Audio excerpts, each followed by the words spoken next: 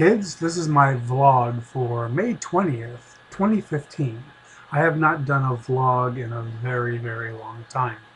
And I've been meaning to do one, but being in the health condition I am, sometimes just because I want to doesn't mean I'm going to. I get distracted and I lose a lot of time.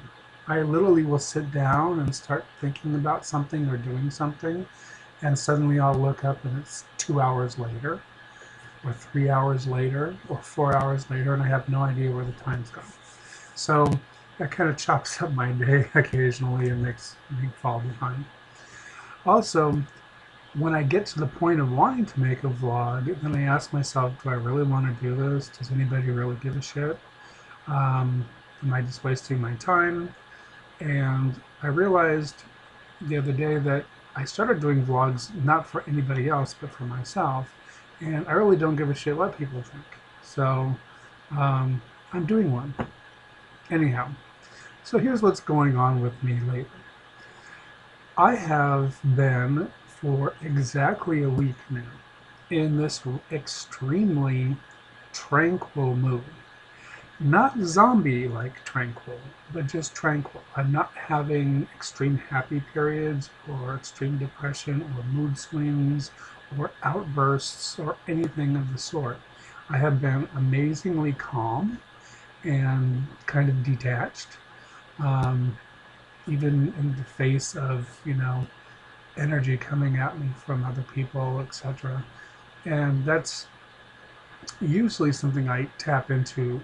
I tap into it. I'm still tapping into it. I'm still feeling it. It's still, ripping through my soul when people send energy at me. But I'm not really reacting to it. And I just feel like, okay, whatever. Just go on. And it's kind of nice. I know it won't last. At some point it will change. But I'm enjoying it the way it is. But the strange thing is, while it's been happening, where all this tranquility's been happening, I've also started seeing uh, paranormal things, or whatever you want to call it, hallucinations, whatever your belief structure is. I know the difference between my my schizophrenic hallucinations and paranormal stuff. And 90% of what I've been seeing and hearing is paranormal stuff, and 10% schizophrenic craziness. Now, it's been so active for the last week. It's like constantly seeing things just darting around. There are all kinds of things, from full bodies to pieces of bodies to shadow things and light orbs and all kinds of stuff. Just everywhere, all the time, constantly going on. And it kind of is, I have to say, I prefer seeing and hearing things, and having hallucinations or adventures of, an alternate paranormal reality than I do having mood swings and getting enraged or getting overly manic and happy and feeling just too good, like I can't never sleep, and suddenly I want to spend a lot of money and do things. So I'm kind of liking where I'm at. It's cheap and there's plenty of entertainment. So, and I've also been much less interested in hanging out online. So except today, because my DVR is starting to run low on backlog. I mean, I literally cut it down in a week from 60% full to 3% full last night. So I need to and tonight I had some shows I need to kind of charge it up a little bit. So I'll probably go back to the TV tomorrow. Also, um, there's been the news. I don't know if anybody else notices this, but the news seems to be getting increasingly more crazy and outrageous. And it's like almost trying to compete with itself. because it's getting us too used to things. For example, back in the early 70s when they did scary movies, and I forget which one they did, that people were fainting and having heart attacks. Um, and then, they got over it because people got used to it, that level of violence and gore or fear or whatever. So then in the 80s, they started doing these really graphic slasher movies. And at first, people were just mortified and absolutely horrified by them. But then after 4 or 5 years, it was pretty much, seen it, been there, done that, got the t-shirt. This seems to be what's going on in the news. Now, I know that there's this huge issue nationally, at least in the US, of people feeling threatened that they're getting their power and their special privileges and all that other stuff taken away from them. And they're fighting to hold on to that because they feel someone else is taking it from them. And then you have this other half of people that don't feel like they're taking anything from anybody. They're just getting an equal treatment. And they just scratch their heads and do not understand why these people are flipping out, because because everybody can be treated equally. There's no national resource for being treated equally. It's not like buying gasoline. You don't have to buy an extra gallon just to treat everybody equally. Um, so I, so the people that are looking for equal treatment are looking at these other people that feel like they're being threatened and you know, something's going to be taken away from them. Um, they just don't connect at all. So the situation just seems to get worse and worse and worse. And recently I've had some personal experiences dealing with large, supposedly professional corporations, people that are into finance and health, insurance, and all these kind of things. And the level of incompetence and stupidity and the piss poor work ethic and the lies just because they want to pass it off is incredible. It's just incredible. And I want to give you a good example. I have Medicare Advantage, which is Part C, which also includes Part D. Part C is where the government has made a deal with private insurance companies. If you take Medicare patients and get paid by Medicare, we will give you, that you do all the processing and everything yourself, we will give you a bonus over what we normally pay for Medicare. So in other words, if they normally pay a regular doctor just taking regular Medicare Part B $60 for a visit, let's say, they will give the insurance company $90. And then they can split the difference with the doctor and themselves and make a profit. That's literally what it is. Now, my insurance company, who's been around for a long time, I mean, it's basically Blue Cross Blue Shield, or what we call Florida Blue, um, sent me a letter a couple months ago and said, oh, well, based on your conditions, you're entitled to, and this is the second year in a row they've done this, you're entitled to a free nurse's visit at your home. It's basically, essentially um, cursory physical with a check on my medications to see how I'm doing and what I'm taking and how I'm taking it, and et cetera, et cetera. And then also, on top of that, there is a supposedly talk with us, the clients, about how we're using our benefits. And are we using all the benefits available to us?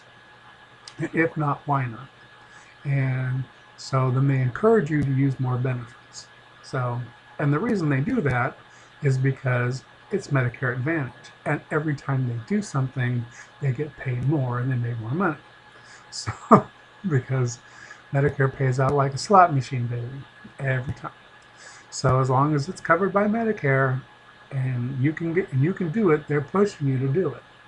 Um, so I called up and I said, okay, well, give me my free nurse's visit. And they said, well, I'm sorry, we don't. They Florida Blue transferred me to a vendor they hired to do this. So this is another private company. And the vendor said, well, we don't have any available appointments for you in your area, but when we do, we'll give you a call. I said, so how long might that be? I said, a week, a month, a year, how long? And the guy said, 10 days. Okay, 10 days. So I let a month and a half go by. I'm kind of patient that.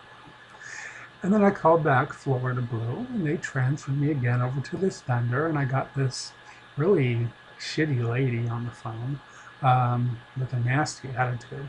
And she just very bluntly told me, we don't have any appointments in your area. We don't know when we will or if we will, but when we do or if we do, don't call us, we'll call you. And I asked one question. I said, well, has anybody in my area got an appointment between nearly 2 months ago when I first asked for one and today? And she refused to answer the question. I thought that was odd. So I got back on the phone, called Florida Blue, and said, hey, let me talk to a supervisor. So of course, the agent wants to hear the story so they can prep the supervisor for what I'm about to say. And then of course you have to go through the whole story again with the supervisor to make sure they got the right information. It's really time consuming and annoying and unnecessary. Meanwhile, I went through this. The supervisor at Florida Blue was relatively horrified and said, I will call you tomorrow at 1 o'clock. I will dig into this and find out what's going on and get back to you. So today at 1, actually 2 minutes to 1, she called, as she promised, first time for everything. And she said, well, so far this is what I've discovered, that there's a computer glitch that does not send your particular file, or maybe we don't know how many files, over to their system. So they have no idea where you live or who you are, and so there's no way to schedule an appointment. I said, well, why didn't they ask where I lived?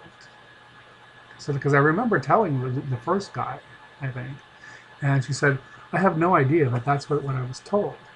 And so I'm sending them an email, and there's the manager over there who I talked to is going to follow up on this situation because this is totally unacceptable. So, well, that we can agree on. He says, unfortunately, I haven't heard back. So I'll call you again at 1 o'clock tomorrow and let you know if anything gets updated, one way or the other. I said, great. Have a nice day.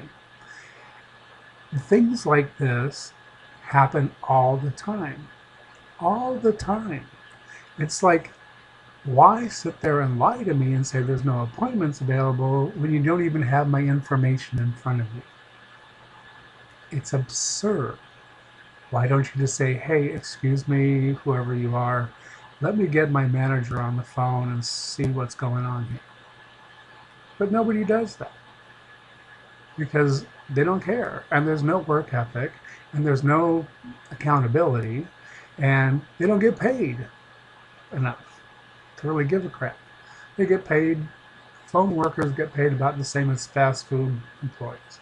So what do they care?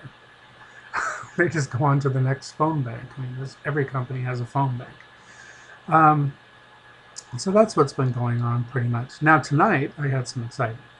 Tonight I was on the phone with my best friend, and the gatekeeper was here in the other room. And I saw this bright white light. It was pure white. Pure white. It was whiter than lightning. It was something I'd never seen before. And it shone, it like popped really loud in the backyard as it lit up. Now, normally when transformers blow, you get green light, but this was just pure white light. So I was really kind of stunned. And of course, which brings me to this next point. I was stunned because I've gotten to the point in my life where I have to question everything I see and hear to know if it's real or if it's just me seeing things or hearing things.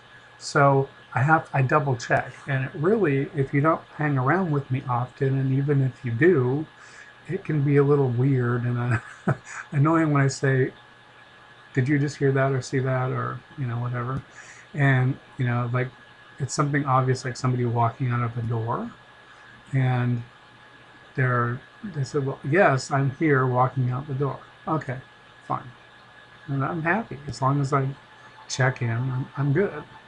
Uh, but it was nice today because I got immediate feedback from this vision and sound because my best friend could hear it on the phone while we were talking, and the gatekeeper could hear it in the other room. He just couldn't see the flash. So, and then later, about an hour later, I heard the sound, the distant sound of a truck backing up, that beep, beep, beep, beep, beep sound.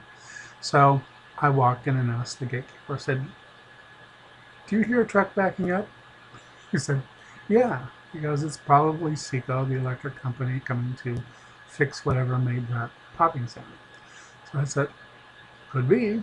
So anyway, uh, I'm glad I've gotten, that's the only time today I've gotten some affirmation of what's going on. But then the other things happen, like, for example, the gatekeeper went out to go check on the truck and see what it was and what it was doing. And I heard him leave. And our door is very loud. Our front door, you can't open it or close it without making a lot of noise. And he got back in the house without me hearing him at all. So that made me really wonder. And I asked him, I said, "How did you get in the house without hearing me?" He goes, "Well, you're busy talking to your friend." I said, "But I was busy talking to my friend when you left, and I certainly heard that, and I came out and asked you what you were doing, or if you'd opened the door." So he said, "Yeah." I said, "But I didn't hear you come back." And I said, "That door doesn't open and close very quietly." So um, I guess that's the joy and frustration of mental illness, is that you become really, you have to learn, if you don't learn how to question everything, then that's what makes people totally dysfunctional, crazy, angry, um, you know, hysterical, because they don't know what's real or what's not, and they're afraid to ask because most people don't deal with you asking questions like that because it's strange. I mean, it really is strange. And when I have to get on an airplane, for example, or um, go somewhere in public, occasionally I have to ask somebody a question like that, and they just look at you like you've lost your marbles. And well, technically I have, but I'm trying to keep them at least in the same room. So by asking, and I just have them scattered all over the house. So um, that's been interesting. That whole process of slowly but surely having to question yourself more and more and more each day about what's real and what's not um, is an interesting process, and it's very humbling. In addition, it's nice that I can still differentiate between a schizophrenic hallucination and a paranormal experience, because they are totally different. And I know a lot of people do not believe that. They think everything is just a hallucination. But hallucinations can't give you information that you have no idea of knowing, that you can pass on to somebody else whose mouth drops open because you had no way of knowing that. So um, I know there is a difference because I've experienced that. more than my fair share. And I'm celebrating my 40th year seeing ghosts. I started, my first ghost was at 9, and it was my great grandmother. And I have been dealing with the paranormal for now 40 years. So I'm kind of, it's a big milestone, 40 years. I mean, it's kind of like when SNL started. I guess I started seeing ghosts when SNL went on the air. So I don't know, maybe all of this is connected somehow. um, Last topic, since I'm not going to do this very often, is trolls. I'm very good at being a troll. Now, if I want to just sit and piss people off all day, I have an amazing vocabulary and an amazing way to tune into strangers, even through the internet, and really get to their core and their insecurities and all the bullshit. Um, so I'm a master at that. And for me, it's like a game. It's like being in school, going to the debate team, and all you want to do is just eviscerate your opponent. So, but I stopped doing that active troll thing several years ago because I just got tired of it. Been there, done that, got the t-shirt. Mostly what I post is ironic, sarcastic comments. And they're usually highly ironic and highly sarcastic. And and for anybody with half a brain, it should be obvious that that's what it is. It's sick humor. Humor, but sick humor. Um, Today, for example, I got trolled by a left-wing liberal cunt, frankly. Um, Left-wing liberal folks are just vile, nasty creatures. And they have this uptight sense of self-importance and righteousness and all this crap that is just unimaginable. And they all need to get fucked in the butt and loosen up a little bit. Now, people on the right, their trolls, tend to be more low information, and it's almost as if they read a script that Fox wrote for them. And every one of them says the same thing, but yet they say that they never watch Fox News, or they never read this, or they never hear Rush Limbaugh, or they never do this, or never do that, but yet all the information on the web says that this is exactly what they've been talking about the last few days, and this is blah blah blah. So it's obviously just brainwash, and they're very low information people. They just, whatever Fox tells them is the God's given truth. Hallelujah, amen. And if their firebrand preacher says something to them on Sunday, hallelujah, it's as good as coming straight from God. So they really aren't thoughtful. They're just loud, I would say. Even when they type, they just type loud and angry. And they like to come up with really mean little names, like nicknames. There's not names, nicknames. They're really into nicknames. And they think they're cool with their nicknames. Like instead of Hillary, they'll call her Killary or something like that. And all the things they've done to Obama over the last 6 years is just wilting. But they don't think. And then when you ask them a question or you try to pin them down for information, they don't have it because they're low information people.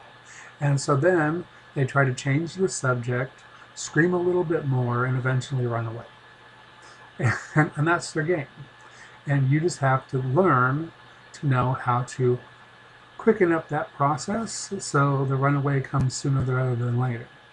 And the same thing but the liberals, the left wing, most of the right wing will leave their stuff up unless they've been proven to look so stupid that they're humiliated and they take it down. But when you kick the ass of some left winger, as soon as you're done kicking their ass, within an hour, every comment they've made, they erase. So the conversation looks like you're talking to no one.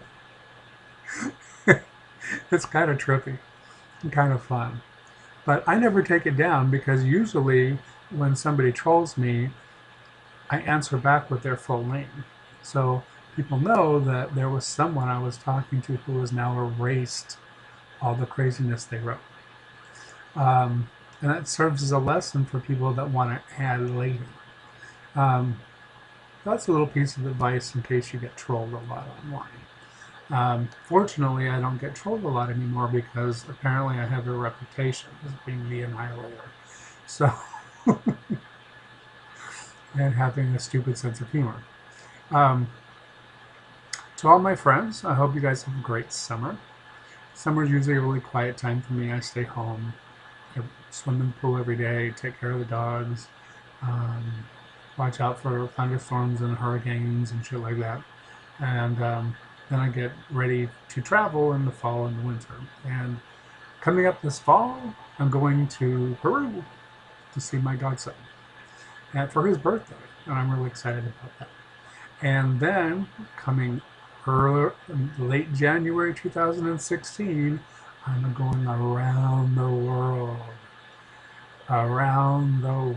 the whole globe. I'm circumnavigating the globe via airplane with some very fun stops, including Chicago and Hong Kong and Seoul and Siem Reap and Paris and Dallas and back to Orlando.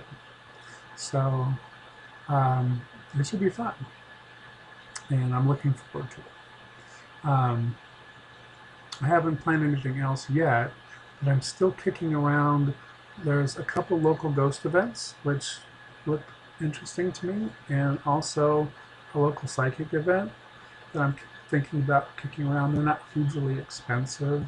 I would love to go to the Sloth Furnace investigation. I think it's in August, but I believe I have a concert that weekend already booked. Oh yes, I'm going to see Chris Hardwick late in the summer, August, I believe. I'm looking forward to that. That's in Orlando. So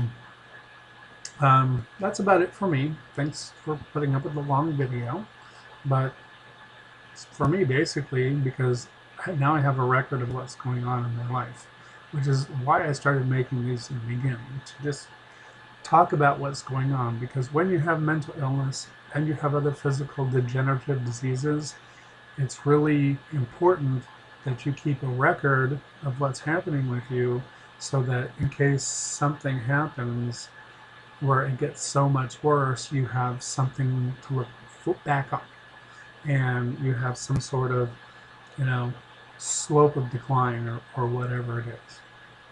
So, welcome to my slope of decline. Talk to you later.